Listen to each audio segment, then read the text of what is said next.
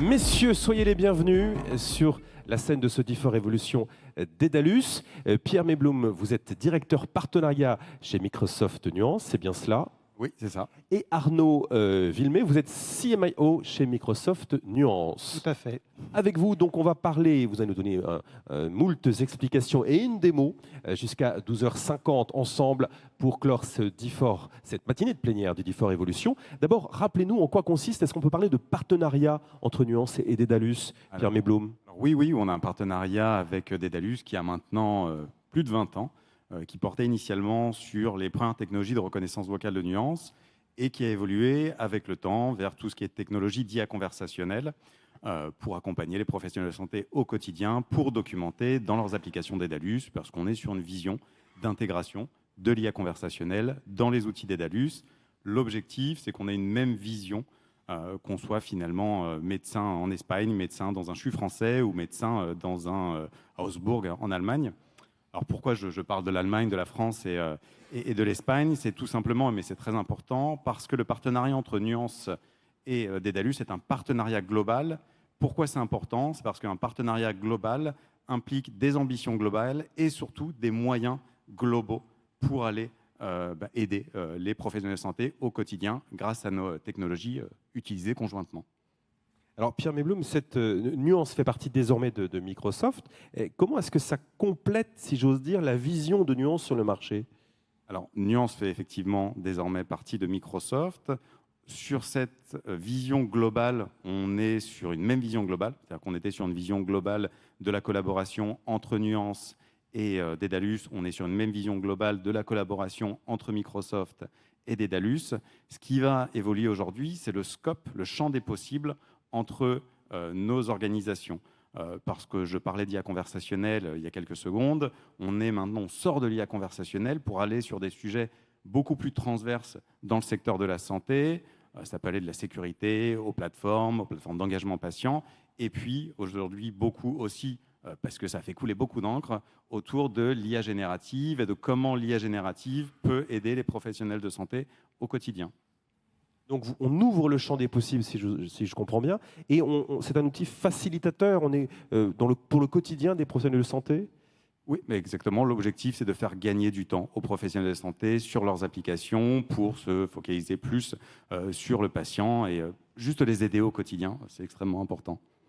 Alors Arnaud Villemé, qu'est-ce qu'on entend par IA générative? Faisons une petite explication de texte là-dessus. Et comment est-ce que ça impacte positivement les professionnels de santé? Alors l'IA générative, c'est un vaste sujet. Je pense que c'est un peu le buzzword, mais au final, c'est assez concret. Donc en pratique, l'IA générative, c'est un modèle d'intelligence artificielle, donc ce n'est pas quelque chose de nouveau, parce que l'intelligence artificielle, elle existe depuis les années 1950. On a parlé pendant pas mal d'années des algorithmes, en gros c'est le prolongement, et donc l'IA générative, c'est basé sur des modèles d'apprentissage autonomes, type machine learning ou groupement de neurones, qui va être capable de créer de façon autonome du texte, des vidéos et également des photos. Et de la même façon qu'un être humain serait capable de le faire. Donc aujourd'hui, on voit tout cet engouement avec des larges langages modèles. Donc le premier, le plus connu, c'est GPT, donc GPT 3 et 4, qui est un modèle qui a été entraîné sur des milliards de données avec ses avantages et ses inconvénients, parce qu'il y a aussi des hallucinations. Et ces modèles-là vont permettre donc de créer du contenu. Et c'est tout cet avantage, c'est que chaque personne est capable d'interagir grâce au couplage avec des agents conversationnels. C'est ça qui fait la force aujourd'hui, c'est ce qu'on appelle ChatGPT. Donc c'est le modèle d'intelligence artificielle générative couplé avec un chat qui va permettre à chacun de se l'approprier avec son langage naturel. En pratique, aujourd'hui, on sait que 30% des données mondiales qui sont produites par l'industrie de la santé. Aujourd'hui, 30% des données mondiales, elles sont quasiment peu exploitées, parce que c'est compliqué. Donc avec l'avènement de l'IA générative, on va être capable au final d'aller interroger, que ce soit le médecin, le patient, ces données et les utiliser à bon essor. Chez nous, Microsoft, donc, on a déjà intégré dans nos outils collaboratifs du quotidien administratif type Microsoft 365 ces solutions. Donc, je ne sais pas ceux qui ont pu déjà utiliser, par exemple, quand vous faites une réunion Teams, vous êtes maintenant capable d'avoir une synthèse de la réunion en temps réel basée sur les vidéos. Vous êtes capable aussi de rechercher de l'information. Globalement, je n'ai pas été à une réunion, je vais pouvoir demander à mon IA générative, est-ce que tu peux me dire si j'ai des actions à mon niveau? Donc en gros, tous ces cas d'usage, on les applique à la santé. Donc en pratique, dans le monde de la santé, il va y avoir vraiment un impact pour nous, les professionnels de santé, mais aussi pour les patients, en particulier sur la productivité. Productivité, on sait qu'on passe beaucoup de temps à la documentation clinique, documentation administrative. Et là, aujourd'hui, les premiers cas d'usage les plus faciles, parce qu'ils ne rentrent pas obligatoirement dans les données patients, c'est l'aide à la complétude d'un compte-rendu, par exemple. Aussi pour les infirmiers, c'est à partir de la voix d'être capable d'aller structurer l'information et la mettre comme il faut dans le dossier patient.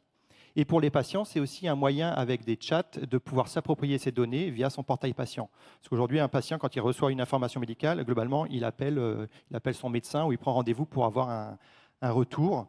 Demain, il pourra poser directement les questions à son chat et avoir les réponses. Donc c'est comme pour un patient, c'est comme avoir un médecin dans la poche.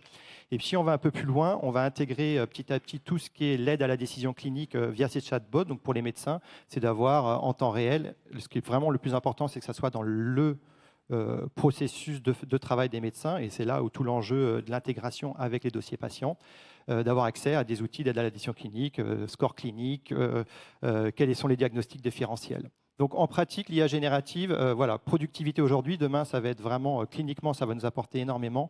Il faut vraiment voir ça comme un traducteur universel des données de santé et de l'information médicale. Globalement, un médecin, il aura plus de temps en gros, pour dialoguer avec son patient que de faire toutes ces tâches administratives. Et en plus, au bon moment, il aura la bonne information pour prendre une décision clinique. Et c'est bien évidemment tout ce qu'on est en train d'intégrer comme IA générative, le modèle qu'on est en train de mettre, il soit responsable et qu'il ne porte pas préjudice, bien sûr, sur le diagnostic. Et je suis, moi, médecin, toujours décisionnaire à la fin. Donc ça, c'est le plus important. Mais l'impact va être massif. Exactement. Vous nous parlez de documentation clinique dans le dossier patient. Pierre Meybloem, justement, on entend beaucoup parler de nouvelles solutions Microsoft Nuance qui permettent de faciliter cette documentation clinique dans le dossier patient. Dites-nous en plus avec l'outil DAX Copilot. L'outil DAX Copilot, donc on va vous montrer dans quelques secondes, je suis sûr que vous avez très envie de le voir, est une solution qui est sortie sur le marché américain il y a 4 mois. On parlera un petit peu plus tard des résultats aujourd'hui qu'on observe sur le marché américain, mais si vous faites un cheminement logique, on est parti de l'IA conversationnelle, c'est-à-dire de capturer finalement un flux mono-utilisateur, l'information générée par le médecin à la voix vers son système d'information, et on complète ce premier cas d'usage en allant un petit peu plus loin et en capturant maintenant la conversation entre le médecin et le patient. Je pense qu'on a tous individuellement fait l'expérience d'une consultation où le médecin, malheureusement, passe beaucoup de temps sur son écran. Et tout ce temps passé sur l'écran, ce n'est pas du temps passé avec le patient. Et ça a clairement un impact sur l'expérience du patient, et puis aussi sur l'expérience du médecin et sur sa qualité de travail. On parle énormément de QVT. Moins d'écran, c'est une QVT améliorée pour le professionnel de santé. Alors, pour éviter que ces notions d'IA générative et conversationnelle ne soient trop conceptuelles, vous voyez Arnaud Villemé est déjà équipé avec son smartphone relié à notre grand écran. On va faire une petite démonstration et vous montrer en réel ce que tout ça donne. Et vous allez nous proposer une démo en anglais, donc n'hésitez pas à prendre vos casques de traduction si besoin était. Arnaud Villemé, vous avez la parole. Donc, j'ai un peu tourné mon fauteuil pour être en face de mon patient, bien évidemment. Donc, on est dans le cabinet du futur, mais qui est déjà présent aujourd'hui, où globalement, vous avez vu, je n'ai même pas d'ordinateur devant moi. J'ai juste mon téléphone portable et puis j'imagine que j'ai un écran avec mon DPI pour voir les informations dont j'ai besoin. Donc, j'ai Pierre aujourd'hui qui vient à ma consultation. Donc là, j'ai la liste des patients que j'ai vus ce matin. Donc, j'ai une dizaine de patients en consultation ce matin. Et j'ai décidé d'utiliser la solution DAX globalement parce que je n'ai pas au final envie de taper dans l'ordinateur. Et je vais voir maintenant Pierre qui est là. Donc avant la consultation, je vais demander à Pierre s'il est d'accord d'être enregistré. Donc Pierre, est-ce que tu es OK d'être enregistré? Ça va me faciliter mon travail après parce que je n'aurai même pas besoin de créer le compte-rendu. Il sera fait automatiquement et vous pourrez repartir directement après. Avec plaisir. Avec plaisir. Bon. Alors, Pierre vient aujourd'hui, c'est un problème de genou, c'est ça? Ouais, exactement. Donc, a knee pain. Donc, on va partir là-dessus. Donc, on va commencer l'enregistrement. Hop, ah bah, je suis allé trop vite. On va recommencer. Toujours l'effet démo. On recommence. J'ai demandé son consentement. I'm seeing today a 45 years old male patient, and he's coming here at my office for evaluation of knee pain. So, hi Pierre, what's going on? Can you tell me more about your knee pain? Yeah. Hi, Arno. Well, you know that I love running. Yes, I know that. Yeah. And I've been practicing over the past few months to prepare a marathon. And I don't know, maybe a week ago, I was running, just warming up, and I suddenly felt an intense pain in the right knee. I tried to keep up, but I had to But you stop couldn't? because the pain was too intense. And did you have any injury in the past with your knee? No, never had any problem. Okay, and I remember you want to run a marathon. It was like a Paris Marathon, or? No, it's a New York Marathon. Oh, it's New York Marathon. Okay. So I know it's important for you to check your knee today. So Very important. just another question: do you have any pain when you just relax at home, or just walk, or you climb up the stairs? Any? No. When I rest, I felt nothing. It's all okay. There is a light pain when I climb the stairs. Okay, I might some AVD here. So I'm going to do a physical exam, but just prior to that, I know you have diabetes. So I just want to know if any issue with your diabetes, any specific symptoms. No. My diabetes is under control and everything is okay. Okay, and you pay attention to your diets. I know we talk about that. It's been Christmas time. Probably eat too much chocolate and sugar. Yeah. I mean, the answer is in the question, but yeah. Okay. I might have pack a few extra kilos in Christmas, but normally I really pay attention to my diet. You kind of gain weight. Okay, so that's okay. And last condition, I know you have some asthma. Any breathing problem? No. I'm perfectly fine. Not at all. Okay. Do you have any allergy? No particular allergy. Because I see that you have an allergy to penicillin in your chart. So is it? Yeah, penicillin, you're right. Sorry. Okay, so let's do your physical exam. So you're going to come to the examination table. I'm just checking your vitals. So your body temperature is 37 degrees Celsius. Your blood pressure is 135/70, which is great. And your oxygenation rate in room air is 98%, so that's perfect. So let's do your physical exam now. So I'm going to start with the neck. So there's no GVD, no carotid bruise. I'm going to listen to your lungs. So can you take a deep breath? Yes. Okay. Very good. So your lung exam are pretty clear. I don't hear any rise or ronchi, but I can just hear a little bit of wheezing but it's very intermittent. Your heart exam, you have a regular rate 68, no murmur, no gallops. So let's see your knee. So which knee again is bothering you? It's the right one. It's the right one. Okay, let me have a look to it. So when I do some range of motion, I can definitely see it's painful. There is no palpable joint effusion. And then I'm going to do a few more tests. So your Lachman test is negative, and your anterior and also your posterior test is sign is also negative. And you also have an intact motor sensation reflex. I'm just going to look at your X-ray. So on your knee X-ray that you just did before, there's no malalignment, no acute bony abnormality, and I don't see any fracture. So I think what's going on with your knee is probably a meniscus injury. Okay. So what we're going to do, I'm going to give you some naproxen for the pain control, and I will also give you a brace for comfort, and I will order an MRI. So based on the MRI result, I will probably refer you to an orthopedics. Okay. But do you think I will be able to run the marathon, or a bit? We need to find out what the MRI is saying, because otherwise, so right now you don't run, you stay still until we have the MRI result, and you try to come back to my office next week for the follow-up. For you type 2 diabetes, what we're going to do, I'm just going to do a blood test and a A1C, because I know you've been kind of indulgent with food during Christmas, so I want to make sure everything is fine. And then we might change your metformin, so we might increase your metformin in the future. And just to finish with your asthma, I just want you to take your albuterol 2 puffs a day for the next few days, and then we will reassess that next week. Okay. Understood. Thank you, doctor. And how is the family? Any Yeah, family is okay. You know, my your son. yes. I have a son who started college just this year, so he's happy. He has a new girlfriend, so we barely see him. So he's not very at home right now. I'm not very at home, but he's happy as a boy can be. So. Oh, I just forgot to ask you something. Did you get your flu shot? You know, how the flu shot for you? Did you make it happen? Yeah, I got it a couple of days ago. Okay, so let's see you next week. Hey, see you next week. Donc là, une fois que la consultation est terminée, j'ai arrêté le microphone. Alors j'ai fait exprès de faire plusieurs problèmes. Hein, je ne sais pas si vous avez compris. J'ai parlé aussi naturellement avec mon patient, de sa famille. Et donc on va laisser l'intelligence artificielle derrière travailler. Donc ce que vous pouvez voir, c'est le transcript de la consultation. Donc ça, c'est tout ce qui est IA ambiant. Donc ça, c'est une technologie propriétaire de Nuance qui permet une retranscription médicalement de la consultation. Donc on voit voilà, tout ce que j'ai dit, tout ce que le patient a dit.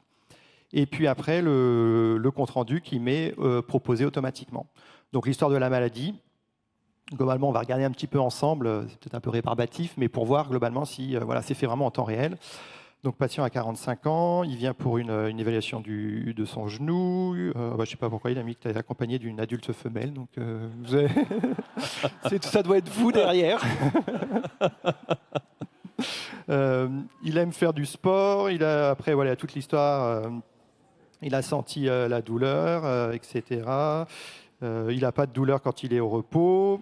Il n'a pas de symptômes avec son diabète. Et puis après, il a un problème de son asthme. Il n'a pas de problème de respiration dans l'histoire de la maladie. Comme on avait parlé dans l'allergie, il a bien mis dans la section allergique, il est allergique à la pénicilline. À la fin, je lui avais demandé s'il avait fait son vaccin contre la grippe. Donc, il me l'a bien mis au bon endroit. Après, j'ai l'examen clinique. Donc, qui me paraît bon, il n'y a pas de problème. L'évaluation du genou, c'est bon aussi. Et puis les signes vitaux voilà, qui ont été bien capturés. C'est bien noté que j'ai revu la radio avec lui. Et puis après, j'ai ma conduite à tenir en fonction des différentes pathologies. Donc on voit le problème du genou. Je lui ai donné des médicaments, je lui ai donné une attelle, l'IRM, et puis on verra pour un orthopédique après. Le diabète, vu qu'il n'a pas été très bon pendant les vacances de Noël, on va quand même faire un bilan. Et puis l'asthme, globalement, je lui ai demandé de prendre son traitement. Voilà, donc là, globalement, si j'ai besoin de faire des modifications, j'ai la possibilité d'utiliser Dragon dans la solution pour faire des modifications. Et on va juste rajouter il y a l'infirmière qui vient de toquer à ma porte pour me dire « Ah, il a oublié de vous dire quelque chose ». Et ça, c'est la vraie vie. Hein, quand on est médecin, les patients viennent toujours avec 250 problèmes. Et celui-là, il a oublié de me dire un problème. Donc, je lui ai demandé de revenir. Donc, on va reprendre la consultation. Hey Peter, the nurse just told me that you wanted to mention something about something in your arm. Yeah.